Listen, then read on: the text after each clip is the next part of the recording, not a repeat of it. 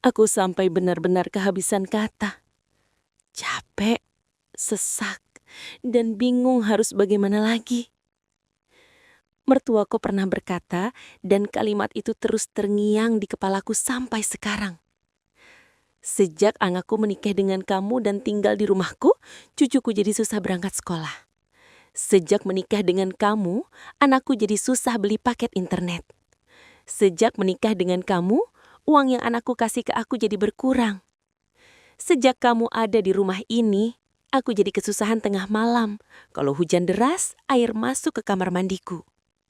Seolah-olah semua kesusahan itu datang karena aku. Seolah-olah kehadiranku adalah awal dari semua masalah. Bahkan mertua pernah bilang, anak laki-laki itu selamanya milik ibunya. Padahal suamiku bekerja di ladang milik orang tuanya sendiri.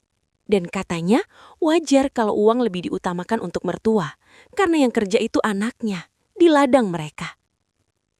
Yang lebih menyakitkan, mertuaku menceritakan semua itu ke orang-orang. Katanya aku dikasih uang 500.000 seminggu.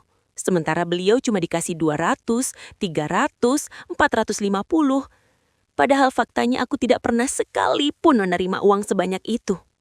Aku diam, aku memilih diam. Tapi namaku sudah terlanjur rusak di mata orang lain. Mertuaku juga bilang ke orang-orang, sejak anakku menikah dengan dia, hidup anakku jadi susah. Beli paket internet saja sudah tidak bisa. Aku seperti tidak dianggap manusia, tidak dianggap istri, hanya dianggap beban. Dan suamiku, dia tidak merasa bersalah.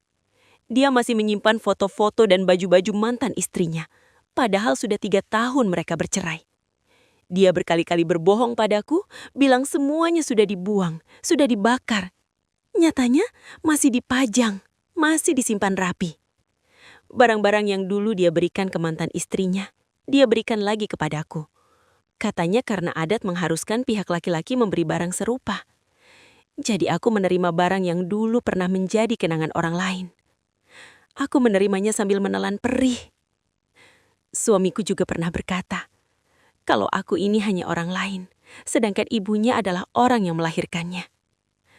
Kalimat itu menghancurkan hatiku pelan-pelan. Sebagai istri, aku merasa tidak punya tempat, tidak di rumah ini, tidak di hati suamiku. Masih banyak lagi luka yang tidak sanggup aku ceritakan satu persatu.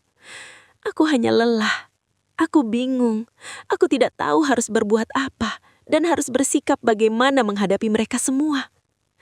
Aku bertahan, tapi aku juga sedang hancur.